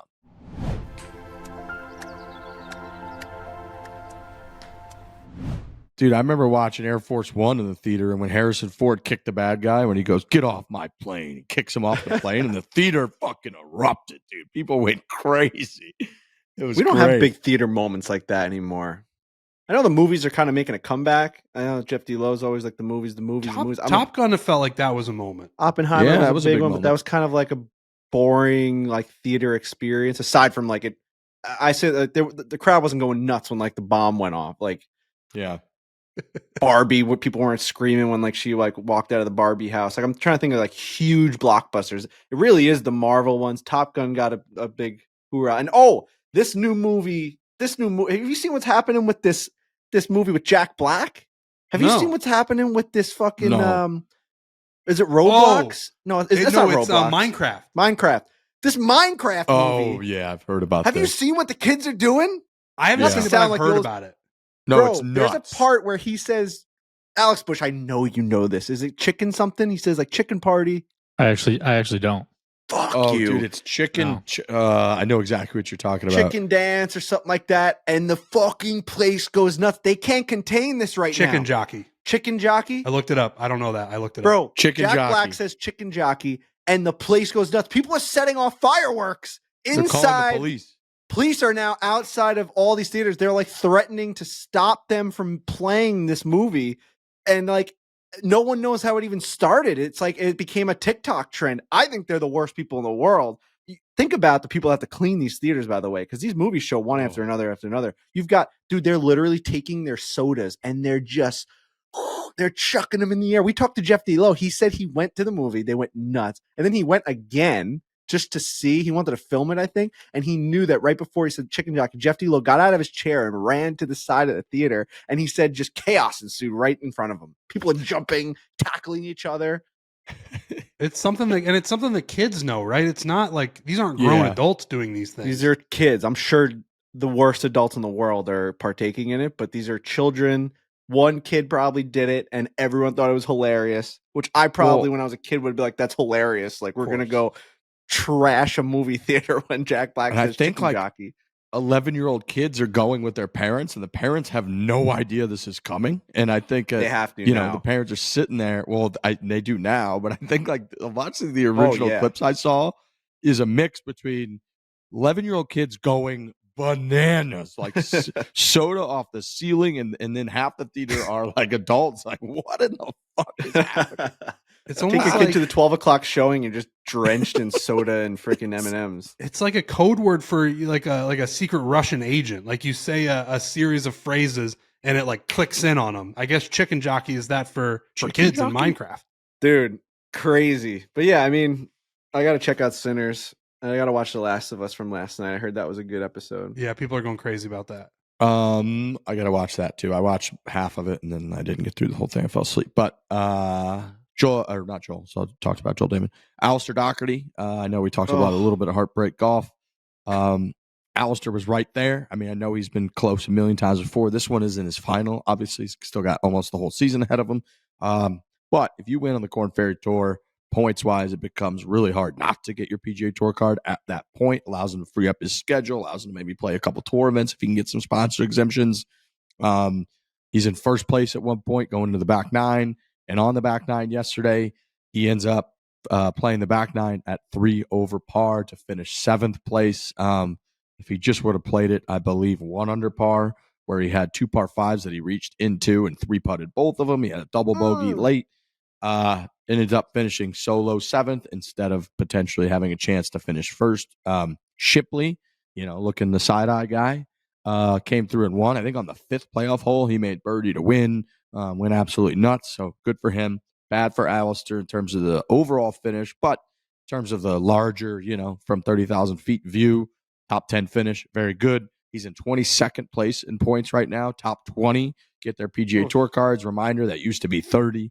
So I know we've mentioned it maybe once every couple weeks or so. We bring this up. It's going to be a photo finish. It was always going to be a photo finish. It would be really nice if we could get that first place. First place would have bumped him up to 2nd place in the points, by the way. And again, just the way the numbers work out, if you win, the difference between winning and 2nd even is laughable in points. So if you win one event, you would almost have to forget how to play golf the rest of the season to not get your PGA Tour card. So winning is everything, and had a great chance, and just could not quite crazy, get it dude. done, man. We keep taking positives away from absolute disaster. It's like last year had a chance to do it and 30,000 feet, pretty good season. We would take that all year, pretty good, knocking on the door. You freed up your schedule for next year. It's like, dude, we need fucking wins now. I know he's playing great golf. He is capable of winning every week and he knows it. It's just fuck, man, that back nine, come on, give me a fucking 2-putt, dude. You hit the ball a mile long. You just go to the middle of the green and fucking lag that thing up there, dude. Find the hole. At some point, like Alistair needs to be talked to where it's like, it's a little like demeaning. Like fucking figure it out, man. You are so fucking good. Enough playing around. He's playing around. He's not a 22 player. He's a fucking top 10. He's a top 5. And he said in his interview after the third round, he was like, my goal out here is to finish first. I'm here to finish first in points. I'm here to win events. So he's got that mindset. It's very hard because they don't show it anywhere and they don't even have like detailed shot tracer for this event. So you're literally just looking at like, it says shot 1 from tee box, shot 2 from fairway, shot 3 from primary rough, shot 4 from green. You don't even know how far he is. You don't know, like, was his eagle putt from 15 feet and he juiced it 7 feet? But you don't know. Like, you really have no fucking clue. I can't believe you can't get more information on that. I can't believe we didn't have, like, I understand that golf is very different in that, and we've broadcast a golf tournament before. It costs like almost $1 million just to broadcast a golf event because covering 18 holes of land is very different than covering a football field or an ice rink or a basketball court. It's like you just have one camera pointed at it. You can fucking broadcast it. I can watch on Live Barn my brother's men's league hockey games where they, by the way, won their title a couple weeks ago. And John Buchagras was at the bar with them afterwards. And John Buchagras was like drinking out of the trophy with them. And they said he was like the best dude ever. And he retweeted their tweet, said they had the best night of all time with him. So shout out to Bucci. But my point is, Bucci. Yeah, dude, I love it. My buddies were just raving about him. My brother was there, and he was like, I guess they were there with the title from the BHL from their team, and I guess that the owner kind of knows Buchagras. He was in town for the Frozen Four. That's when he was in town like a couple weeks ago in St. Louis, and I guess that he had said like, yeah, when we're done eating, I'm gonna go over there and say hi to those guys. And as he was like drinking out of the trophy with them for a half hour or whatever and shooting it up and telling stories, he was like, why don't you guys tag me in that and I'll retweet it? And sure enough, he like retweeted it on their Twitter. So it like made their whole year that they won their men's league beer league title. And then they drank with John Buchagras afterwards. He said it was Before great. I started at Barstool, getting a John Buchagras retweet or like tweeting at him was like the coolest thing in the world for me. I was such a big SportsCenter fan and he was like my number one guy because he liked hockey and he loved golf. And I saw him once at Bethpage Black. He played in the group ahead of me when I was like 16 years old. And I took a picture of him and he had like huge muscles. I'm like, that's fucking John Buchagras, man. And like, I've always just had like a soft spot for John Buchagras. And he came to Borelli's this year with Ryan Callahan. And when I wasn't there, we were on the road and he ate chicken parm before an Islander game. I was like, you got to be kidding me that I missed that. And my dad ran there. Yeah. Drinking out of the trophy with my boys. How good is that? Sick. And my dad ran there and he's like, they're gone already. My dad was like at Restaurant Depot or something like that. And he had to drop everything and then go. It was unbelievable. But yeah, so you can continue on that. But I just wanted to give John Buchagras an absolute shout out. Yeah, there he is in that photo with my whole squad. How that. awesome is that? The Sandys, that's the team. But point is, I can watch that entire game from my fucking phone because there's just one camera above the bench, and I can see where the puck's going. I can bitch at the refs and be like, that was bullshit. I can watch the whole game. We're talking about these guys are. Shipley played with Tiger Woods in the freaking final round of the Masters tournament like a year ago. He had the whole moment with the low amateur. He's out there battling against Alistair and all these other guys to literally be on the PGA Tour. We can't see a second of it. And I understand that you can't outfit the entire golf course with cameras. You can have a roaming couple cameras and stream it somewhere, right? Like you could legit have, you could have like an Alex Bush and a Jared and a Kyle Timms and a Brendan Jones type figure. You'd have a couple of them out there with cameras that are hooked up to stream and at least go follow the big moments and have some sort of stream where you can see this. I can't believe that they don't have that. My whole point in saying that is like very hard to break down Alistair's game late because like you don't see anything. You don't really know exactly what went down. It did appear like he 3-putted 2 of the par 5s in the back. He made the bogey he made a double, I think, on like 16, which again, that could have just been a product of him being like, I'm not here to finish 4th. I'm here to win, firing at a flag stick, trying to get cute with a chip because he doesn't give a fuck about finishing 3rd or 4th. He wants to win, which I would love to see. It also could have just been bad. I don't know. We couldn't see it really. Right. But I was texting with him yesterday seems to be in pretty good spirits. I imagine devastating loss after devastating loss can really add up. But, and again, you're right, Frankie. It's like we keep doing 30,000 feet thing. I'm sure he's doing it with himself. But he's 22nd on the points on the Korn Ferry Tour. Keep climbing. That's pretty goddamn good.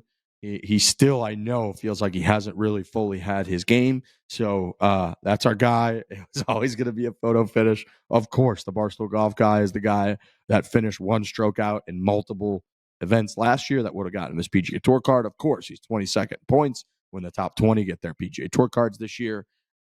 It's always kind of going to be that way. But I think he believes in himself a lot. He finished, obviously, about a year ago. He finished second in the Myrtle Beach event on the PGA Tour. So he's got a little bit of cash money, playing good golf, and seventh is pretty damn good. If you finish seventh in every event going forward, he would just get his PGA Tour card. But let's make it a little bit easier. Let's finish first and win one of those things. Shout out to a big announcement from Pinehurst Resort is going to be building Pinehurst number 11. Saw this all over all the golf social media accounts this morning. Core Crenshaw design. Bill Core is from the state of North Carolina. He grew up going down to Pinehurst and playing. Core Crenshaw are probably the most iconic, golf course design architects of this era. Every kind of awesome resort that we've been to has kind of a Core Crenshaw course. They do have some fingerprints on Pinehurst. They redid Pinehurst number 2 about 15 years ago. So between the 2005 and the 2014 U.S. Opens, they wildly changed it back to kind of its natural state, the sand hills of North Carolina with all the kind of wiry grass and sandy stuff. So when the U.S. Open was there last year, as everybody recalls, there's no rough. It's just the sandy waste areas that, again, have kind of the pine straw and the little bushes and the pine blossom. I believe Pashley wanted it to be called pine blossom, not pine weeds when they had the U.S. Amateur there. Didn't like the term, weeds, which is understandable. But it used to look like, Wingfoot looks like when you see it, or Firestone would look like, where it's like narrow fairways, rough, green grass everywhere, trees. And then they came in and completely restored it back to its more natural state, which has really delivered. I think the aesthetic is awesome. It plays like, again, it played 100 whatever years ago when they opened the golf course, but Core Crenshaw came in and did that. And then now they're going to be doing the 11th course, which is over in the Sand Mines area where Pinehurst number 10 is, which Tom Doak created. They're building up this whole other campus, basically, that's like maybe 7-8 minute drive or so from the Pinehurst main campus. Is this, I think it's 900-acre property that Pinehurst owns that they're now building out. So yeah, very exciting news for everybody who kind of likes, Pinehurst, which if you don't like Pinehurst, I don't know how you're listening to this podcast. Love Pinehurst. Mm-hmm. Amazing how many golf courses they have. And still packed out. You probably can't even get a damn tee time no matter what you do. That's how fucking popular that place is. I know. 11 golf courses. I would say this will be, when this one opens, it's supposed to open in the fall of 2027. This will really be, I was thinking about it a lot, of course, probably like their 5th destination level golf course that they've got. They have Pinehurst number 11 plus the Cradle. There are a bunch of courses that are in the resort sort of Rolodex there that are more like members courses that are great to add to a trip if you're going to go and kind of like really single out. You want to play number 2, you want to play number 4, you want to play number 8, 10, and now 11. But when you do play Pinehurst number 3, for example, it's like 5,000 yards from the tips, and it's awesome. It takes like 2.5, 3 hours to play. It's really fun. You wouldn't go all the way to Pinehurst just to play it. Same with a bunch of the other courses that are in there. So they've got a nice little mix. But yeah, very exciting news in the golf kind of travel world, and you'll be seeing all kinds of clips from it, I'm sure, over the next couple of years. I know that's the way that they did it with Pinehurst number 10. It only took Tom Doak like a year to build that entire place and kind of open it up. It's been open for like a year now, but they were very open with the entire process instead of like hiding it and then just revealing it.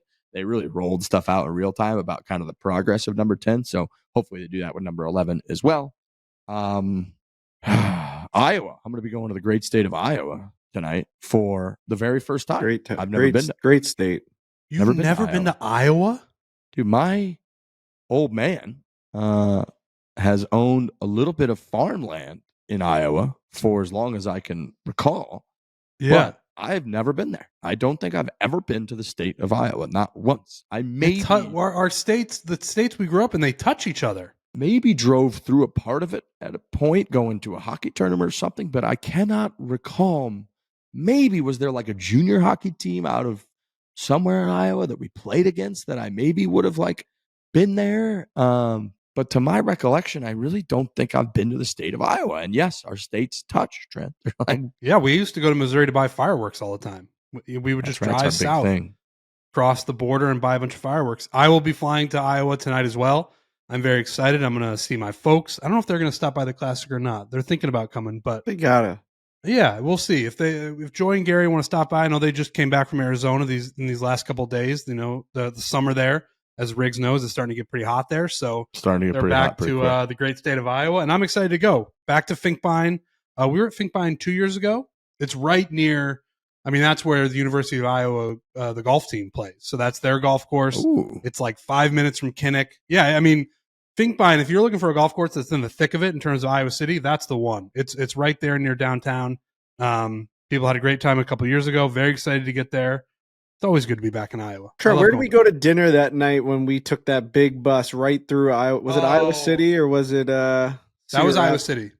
What was that restaurant we went to? It was like Iowa City Chop House. I think that's what it was. I think it was the Chop House. We got some really good wedge salads and some good steaks. Great little city. They had a nice Target right next door. Remember that? We went there. Bought And pillows. I was just out of it and I just took the Target.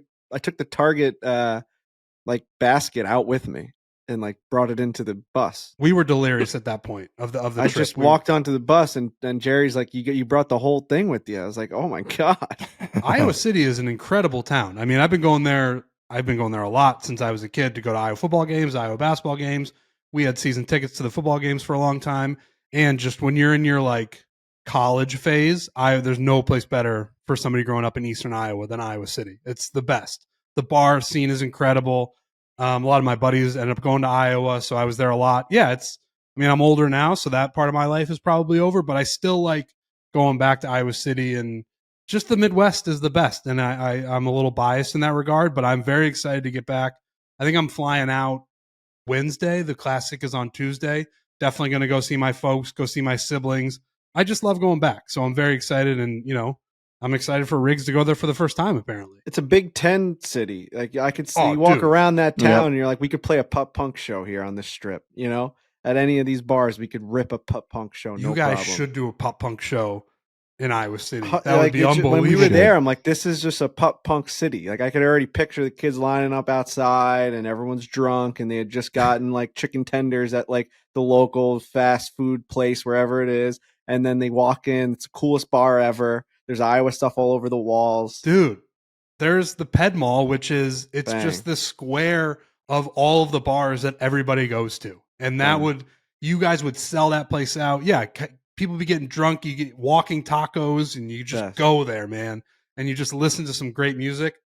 I can't speak highly enough about Iowa City. It's one of my favorite places in the world. And I'm very excited that the Classic is going back there this year. Let's go, let's go. I'm excited to get there. Check it out. We can move on here to the voicemail part of the show. I believe from the gallery. Reminder: you can call in, leave a voicemail. Big development in our world technologically. 646-685-4717. That is the number. 646-685-4717 from the gallery is brought to you by Truly Unruly Lemonade.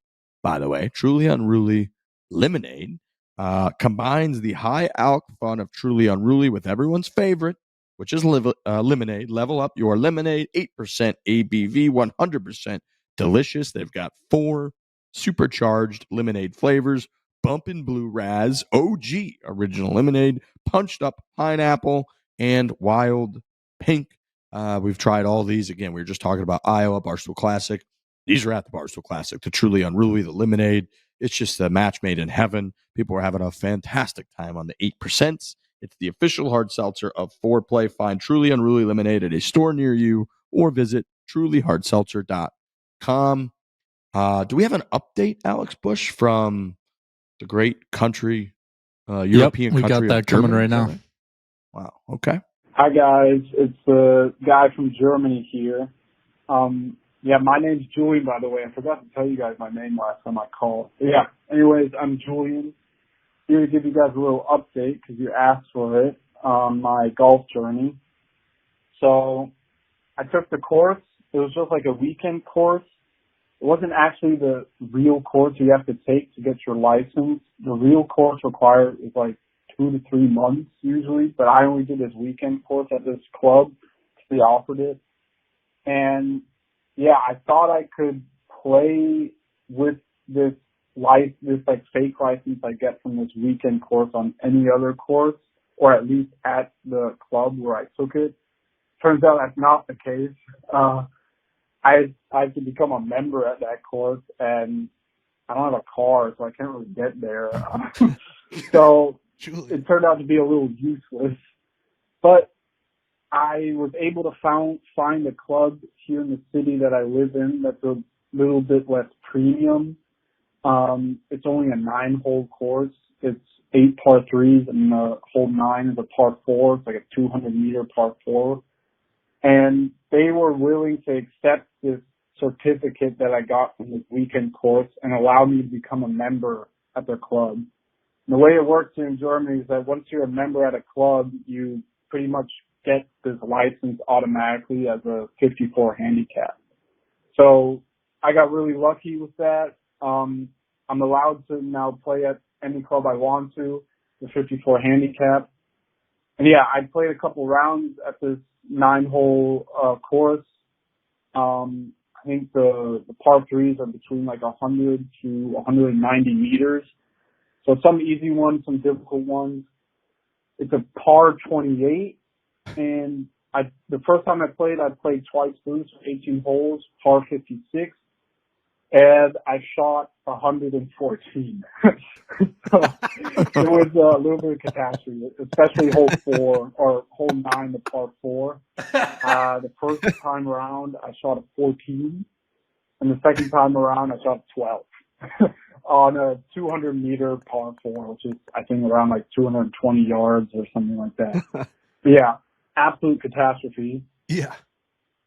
Next day I played it again, shot 104, a lot better, and I even parred the par 4, which I shot a 14 and a 12 on the first day. There you go, Julian. Yeah, there you go, Julian. That's my update. Yeah, have a nice day, guys. Golfing in Germany seems like a nightmare. It's so hard. They make it so hard for Julian. I mean, he needs a car. He needs to find the right club near him. And at one point, club he could find has 8 par 3s. It kind of sounded like he had like the fake ID version of a golf license where he was trying to pass that off. And it's like, man, and clearly Julian not that great of a golfer, but he wants to get better. But like, let these boys play. Yeah. Let these boys play more golf. Yeah, I can't believe it's that difficult yet. I mean, if he's shooting 104, what did he shoot? 114, he said the first time on a par 28. Is that right? But I think in his defense on that, you're going to get that if the culture surrounding golf is the way that it is in Germany, where like when all of us grew up, like Frankie would go to Eisenhower Red. Eisenhower Red. I would go to, the real home of golf, St. Andrews and Cedar Rapids. Like I could just go there and hit balls and play, and my dad would take me out and like, so even through that, and I know I'm not the best golfer in the world, but like you sort of understand the game of golf.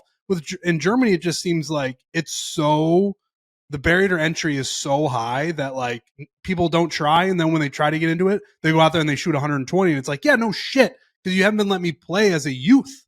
It is true. Like if you took a random human off the street that had never played golf before, and then you just see what they shoot, that's what they're doing.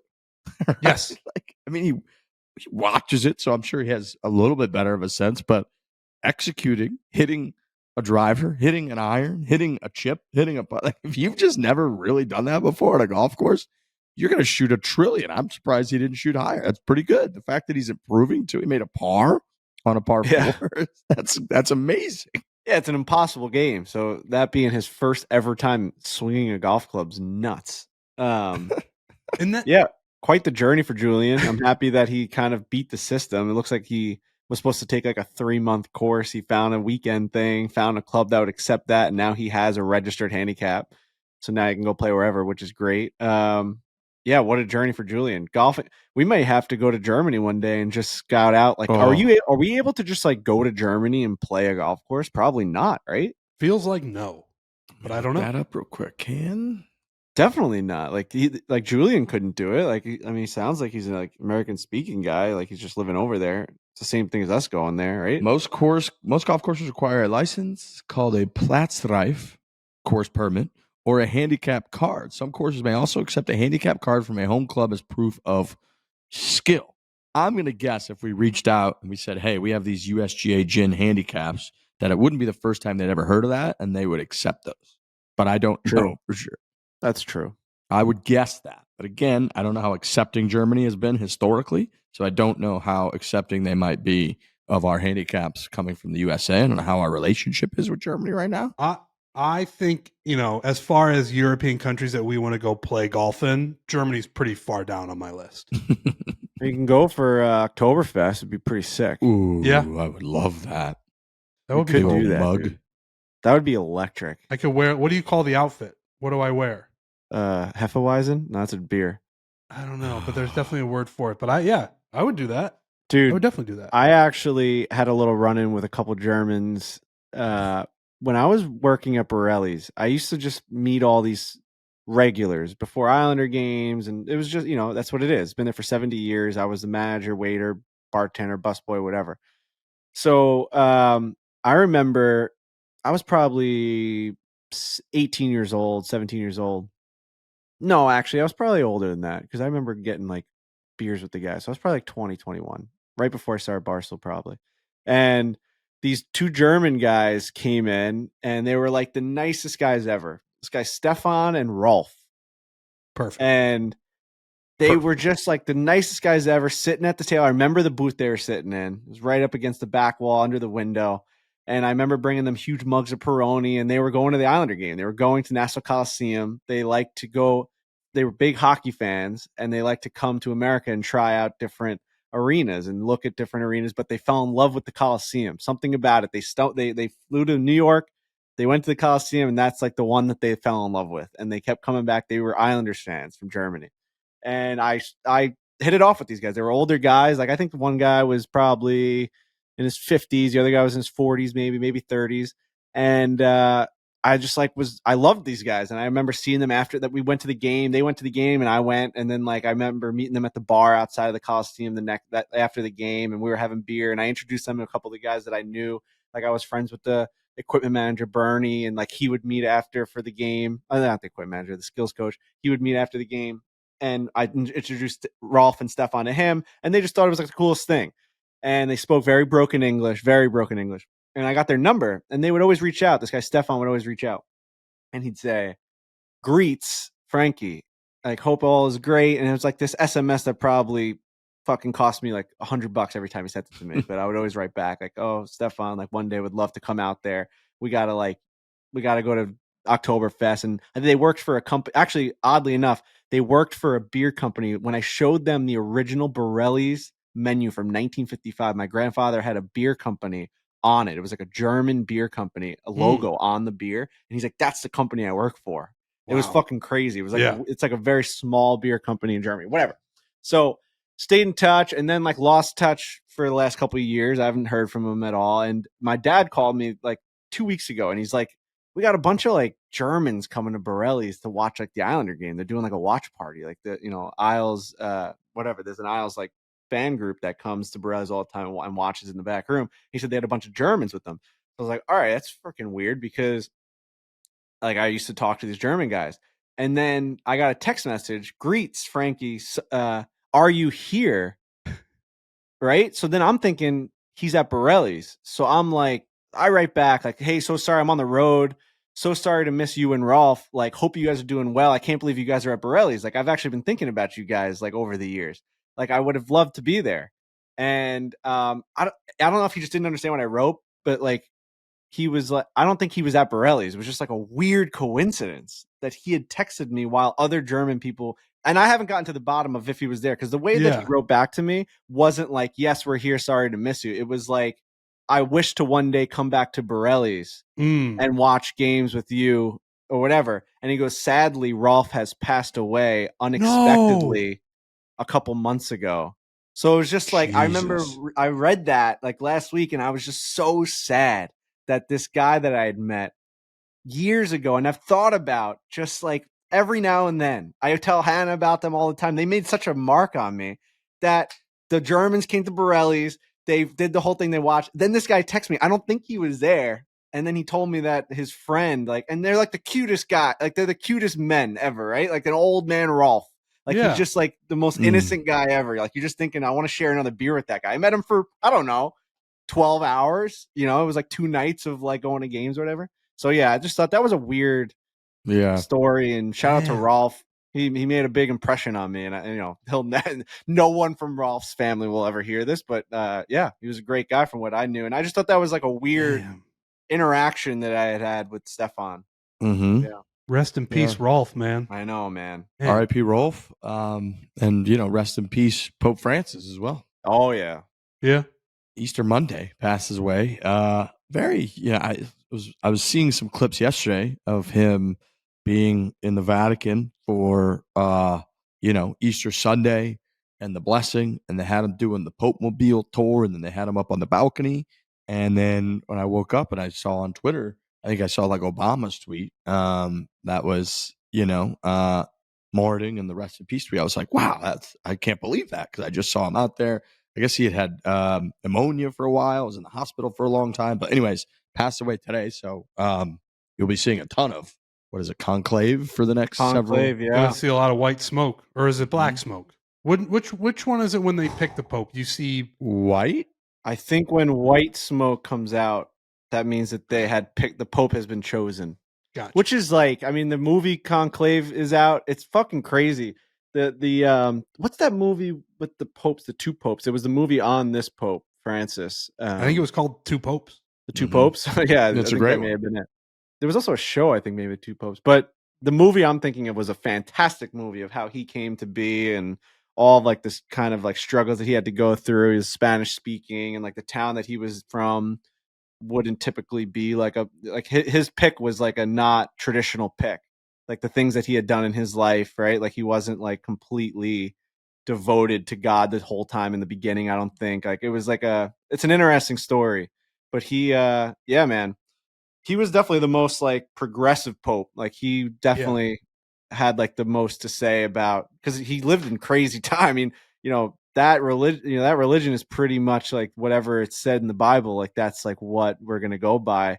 And then they've been pretty historically like strict on that stuff. And he would come out and be like, these are my thoughts on it. And it was actually a nice, fresh, it was a breath of fresh air hearing some of his, I didn't listen to his sermons or anything like on a daily, but when you would see certain things that he would say, it would be like, all right, like he had progressive thoughts, and like a 2025 Pope should have, right? Like, yeah, he's a pretty influential guy. He's the Pope. He's a Pope. He talks with world leaders, and like they, for better or worse, like they feel a different way after speaking to him. So like he could influence like certain decisions made in this world. So the Pope's a really big, really big role. And choosing the new one is always very, very dramatic. Like I'll be watching like, the news when there's news that the smoke is up, you have to turn on the news. It's always like the coolest thing ever. He walks out there and you like see what he looks like, who it is. They don't tell you until he walks out. You don't know who the Pope is until he walks out on that balcony. No, there's just not many popes. There's been 3 popes in our lifetime. Well, we had the one Pope. Well, Benedict, Pope Benedict, right? Benedict was a mess. He was Nazi Pope. Nazi Pope. Yeah, he was tough. Not a good Pope. I just looked. I mean, Christianity, most popular religion on earth with 2.3 billion followers. So the Vatican's its own country. Own country. Has anybody here been to the Vatican? I have. How was it? Incredible. Yeah. Saw the Sistine Chapel. Incredible. I was on a day that it wasn't that busy too. It wasn't like there wasn't a mass. So like we walked around, got a tour of it. It really is like awe-inspiring. It's huge, and the church is outrageous. Yeah. I really enjoyed it. I mean, the Sistine Chapel was amazing. I think when I came back from Italy, I told you guys the story of how like my tour guide was like, we're about to walk into this holy room. Yeah. where like Michelangelo and like he was on the ceiling, his back was like broken from painting this thing. The way that he did it's like unprecedented, and like it should be a quiet room, no talking, no phones. Everyone should be silent in this room. So we took that like very seriously as we were about to make the right, and as you made the right into the room, you were hit with like a wave of talking. Everyone was talking and like getting tour guides, and my tour guide kept his is it vote of silence? What's the word I'm looking for? Vow. His vow of silence. Like he will never speak in that room. So we got no information, to the point where I was leaking towards other tour guides to get all the information I could get on the Sistine Chapel because my guy refused to talk. I looked at him. I'm like, come on, dude. Like, are we being serious now? Everyone's breaking the rules. That's, we talked about on last week's show about how amazing it is that at golf tournaments, big golf tournaments, Rory's win, that like people are just pretty quiet. Feels like it's not the case at the Sistine Chapel. People are just they're chopping it up. Nope, Shame. not at all, dude. It's what disgusting. do you guys think of on a similar topic? I've been to a couple of concerts in the last couple of weeks. What do you guys think about people talking during concerts? I mean, I don't know that I've ever really noticed that anyone talks because the music's so damn loud. Like talking in what way? Just chatting. I don't like it. I don't either. I don't like I it don't at like all. it. You've been witnessing this a lot, Trent? I've witnessed it more than I thought I would, where people are just, music's going on and people are just kind of having full blown conversations, and it's like, there's music going on. It's awesome music. No. I feel like I've been in that scenario, like at like a bar, or like not like a full like ticketed concert. Like if I'm buying a ticket to a concert and I'm going to see like Creed at Madison Square Garden, like everyone's fucking paying attention. Like it's a show. I feel like what you're explaining is like a very intimate setting where like maybe there's like high tops and people are like ordering drinks and there's appetizers on the table, right? Because like that's a more, I don't know. I feel like it's hard to have like full blown conversations when you're in rows of seats. Yeah, no, it didn't take away from any of my experiences. I found it interesting because I was in like rows of seats, or sort of in kind of a GA area, I guess. So there's kind of people everywhere, but like there were people who kind of talked throughout the whole show, and I'm like, that's a weird. Like you could have conversations anywhere. You go to the coffee shop, talking about like not music related, just having conversations, just kind of talking. That's a Lurch move. Like that's something like Lurch would just talk about like anything. Well, like, luckily that these people didn't have voices like that, because again, it didn't take away from my experience. I just found it interesting that like, who'd you see? Well, I went and saw Sturgill in South Haven, Mississippi, and then I went and saw Billy Strings in Cary, North Carolina, and it's not taking away from my experience. I just found it interesting where it's like you pay probably a decent amount for a ticket to see these incredible musicians, and you're just talking. Yeah. That would drive me crazy. I've never experienced that. That would make me upset. I could see during a live band at a bar, like you're saying, I think there's like there's like an etiquette there where if you're sitting pretty close to the front or like near the dance floor, I don't think you're doing full blown conversations. That's like rude even to the live band at a bar. But if you're sitting more towards the back in a high top and you're chit chatting, that's fine. You're at a bar at a high top table, whatever. Concert, sitting there having a little comment here or there. I love this song, fine. But full blown conversation, ridiculous. I noticed that during our live show at Augusta, there was like chit chatting going on in the back. And there was no way to control it because there were so many people in there. And towards the back, like we're having our conversation with the LaCavas, and everyone that's sitting in front of us and that's like really dialed in wants to hear every single word. But if you're in the way back, like by the bar or by the Full Swing Simulator back there, like there was just full blown conversation. Like you got Joey LaCava talking about like the greatest Tiger story ever. And I don't know if they couldn't hear it or whatever, but I don't know if you guys noticed that too. It is distracting when you have just full conversation going on. That's a good point. Cause when I was at the Billy Strings concert, it was GA. So you didn't have assigned seats. And when you're further away from the stage, like when I first got there, I was pretty far away and there was more talking. And then as the concert went on, I kind of moseyed my way up and got closer. Less talking up there for sure. Yeah. For sure. Yeah, I just did notice disconnected further away. During our live show, it was also the acoustics in that room. That room was not built for that. So during our live show, it was like, and people get restless after 30 or 40 minutes. It was like when the LaCavas came up. And yeah, I do remember that, Frankie, of being like, God, it is loud. People were talking. Fuck me. It's very distracting. But yeah, that's tough, Trent. I wouldn't have been happy. You almost want to say like, stop talking. And then it's just like, then you're the biggest asshole ever. Then because you don't know how disconnected they are. Like if you were in their position back there, you don't know what the acoustics are like. You don't know if you can even hear it. And you're like, of course we're going to talk. We're at the Masters. We're like excited about tomorrow. I'm not like, I don't know. We're enjoying the night. Right. All right. I think that's all I got, gentlemen. think that's all I got. Yeah. Frankie My first show with new eyes. remains show on with new baby eyes. watch. New Got perspective, new eyes, right? Mm-hmm. I actually had a little conversation yesterday at Easter if I had gotten severed when I got my eyes done. Like, who knows? Maybe a part of me, like my old vision, stayed in some sort of other altered state. And when I woke up, this is a whole new vision. You know what I mean? Like, if you really want to get deep into it. Yeah. Uh-huh. New perspective. It is new perspective. Noah Khan.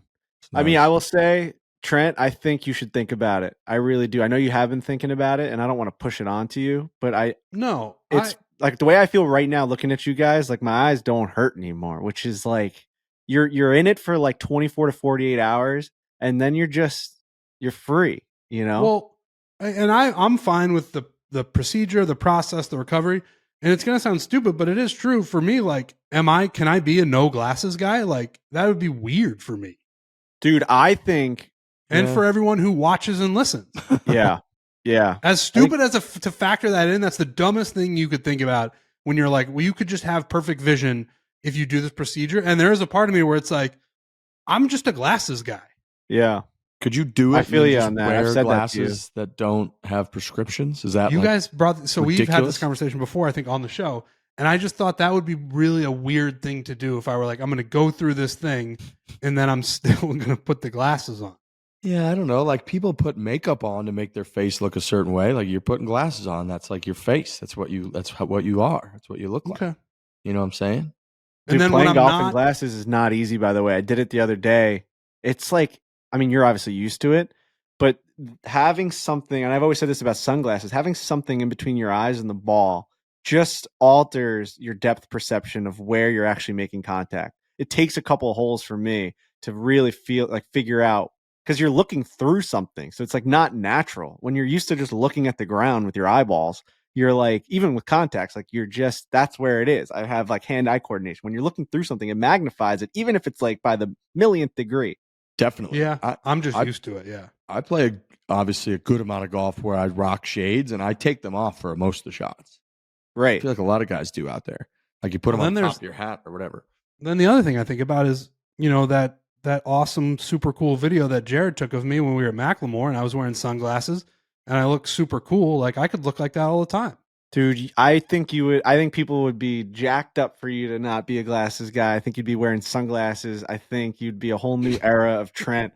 I also think that I think LASIK would blow your mind more than it did mine because you are a glasses guy. And I said this all weekend to people that have asked me. They're like, "Can you believe that you can see without anything?" And it's a miracle. Like you're like walking around and I can just see, right? But I've always had this feeling of being able to see without anything on my face because I've worn contacts. So like the sensation right now as I'm recovering feels like I'm just wearing kind of irritated contacts.